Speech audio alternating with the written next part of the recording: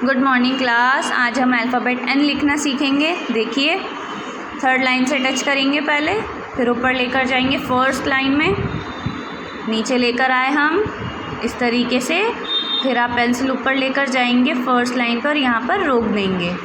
एक बार फिर से देखिए, थर्ड लाइन से फर्स्ट लाइन पर लेकर गए, फिर हम नीचे लेकर आएंगे इसे थर्ड लाइन में, और फिर ऊपर इस तरीके से लेकर गए और ये यहाँ पर रोक दिया। चलिए एक बार फिर ट्राई करके देखते हैं। कहाँ से स्टार्ट करना है? यहाँ से। देखिए, ये हम लेकर गए, पेंसिल यहीं से हमें नीचे लेकर जानी है, फिर ये ऊपर इस तरीके से। क्या बन गया ये? N for nest. एक बार फिर से ये हम ऊपर लेकर गए फर्स्ट लाइन पे, फिर थर्ड पर, एंड देन फिर फर्स्ट पे यहाँ पर हमने रोक दिया। तो ये क्या बन गया हमारा? N for nest.